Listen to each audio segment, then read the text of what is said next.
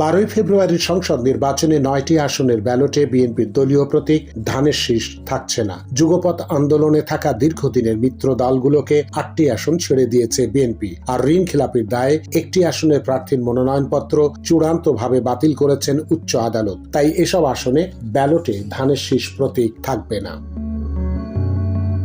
300 আসনের মধ্যে মিত্র 5টি দলকে 8টি আসন ছেড়েছে বিএনপি। এর মধ্যে জমিয়তে উলামায়ে ইসলামকে 4টি, গণসংহতি আন্দোলন, বিপ্লবী ওয়ার্কার্স পার্টি, বাংলাদেশ জাতীয় পার্টি বিজেপি ও গণ অধিকার পরিষদকে একটি করে 4টি আসন ছেড়ে দেওয়া হয়েছে। এসব দলের প্রার্থীরা তাদের দলীয় প্রতীক নিয়ে নির্বাচনে মাঠে রয়েছেন। পাশাপাশি ঋণ খেলাপির দায়ে কুমিল্লা 4 আসনে বিএনপির প্রার্থী মঞ্জুরুল আহসান মুন্সির মনোনয়নপত্র চূড়ান্তভাবে বাতিল করেছেন উচ্চ আদালত। ফলে এই আসনে বিএনপির ধানের শীষ প্রতীক থাকছে না। এমনকি সমমনা দলের শক্ত কোনো প্রার্থী না থাকায় বিএনপির ভোটাররা ভোটদানে বিরত থাকতে পারেন। অবশ্য গণ অধিকার পরিষদের জসিমউদ্দিনকে সমর্থন দিতে পারে বিএনপি। গণ অধিকার পরিষদ বিএনপির নির্বাচনী জোটসঙ্গী তাঁর দলীয় প্রতীক ট্রাক। পটুয়াখালী 3 আসনে গণ অধিকার পরিষদের সভাপতি নুরুল হক নূরকে বিএনপি ট্রাক মার্কায় সমর্থন দিয়েছে। এটাই বিএনপির জন্য একমাত্র বিকল্প।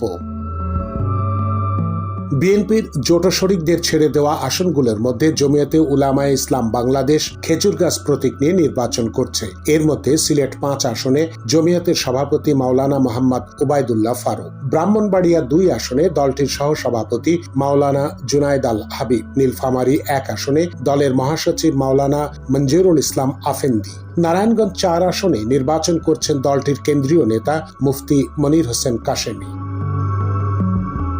এছাড়া ব্রাহ্মণবাড়িয়া 6 আসনে গণসংহতি আন্দোলনের জুনায়েদ সাকি নির্বাচন করছেন মাথাল প্রতীক নিয়ে। ঢাকা 12 আসনে বাংলাদেশের বিপ্লবী ওয়ার্কার্স পার্টির সাধারণ সম্পাদক সাইফুল হক তাঁর দলের কোদাল প্রতীকে। পটুয়াখালী 3 আসনে গণ অধিকার পরিষদের সভাপতি নুরুল হক নূর ট্রাক প্রতীক নিয়ে নির্বাচন করছেন। ভোলা 1 আসন থেকে গরুর গাড়ি প্রতীক নিয়ে নির্বাচন করছেন বিজেপির চেয়ারম্যান আন্দালিব রহমান পার্থ। ফলে এসব আসনের ব্যালটে ধানের শীষ প্রতীক থাকবে না। নির্বাচনী সমঝোতায় ঢাকা 12 আসনে ওয়ার্কার্স পার্টির সাধারণ সম্পাদক সাইফুল হক কোদাল প্রতীকে প্রতিদ্বন্দ্বিতা করছেন। এখানে স্বতন্ত্র প্রার্থী হিসেবে মাঠে আছেন ঢাকা মহানগর উত্তর বিএনপির সাবেক আহ্বায়ক সাইফুল আলম নীরব। স্বতন্ত্র প্রার্থী হয় বিএনপি তাকে বহিষ্কার করেছে। তিনি নির্বাচনে থাকায় এই আসনে বিএনপি সমর্থিত কোদালের প্রার্থী চাপে আছেন বলে মনে করছেন দলটির নেতাকর্মীরা।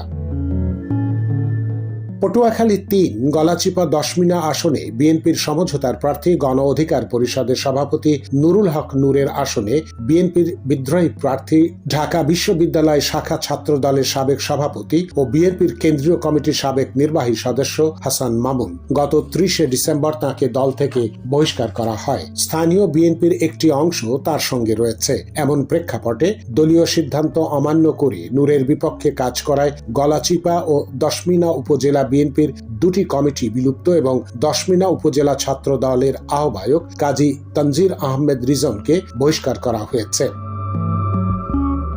অবশ্য নুরুল হক নূরের সঙ্গে বিএনপির একটি অংশ কাজ করছে। নির্বাচনকে কেন্দ্র করে হাসান মামুন ও নুরুল হকের কর্মী সমর্থকদের মধ্যে উত্তেজনা বিরাজ করছে। বেশ কয়েকবার হামলা সংঘর্ষ হয়েছে।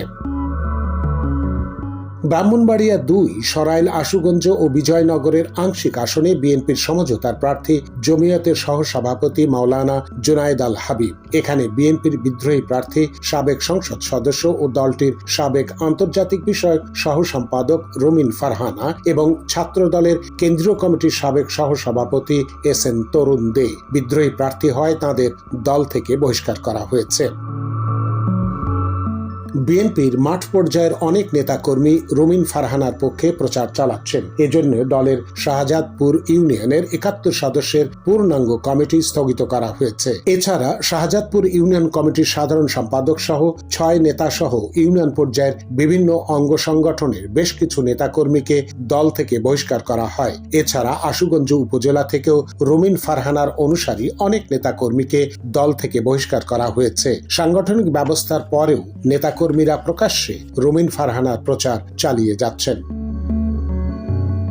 নারায়ণগঞ্জ 4 আসনেও বিএনপির সমঝোতার প্রার্থী জমিয়তে উলামায়ে ইসলামের কেন্দ্রীয় যুগ্ম মহাসচিব মনির হোসেন কাশেমি। এখানে স্বতন্ত্র প্রার্থী হিসেবে লড়ছেন বিএনপির নির্বাহী কমিটির বহিষ্কৃত সদস্য ব্যবসায়ী নেতা মোহাম্মদ শাহ আলম ও মোহাম্মদ গিয়াসউদ্দিন।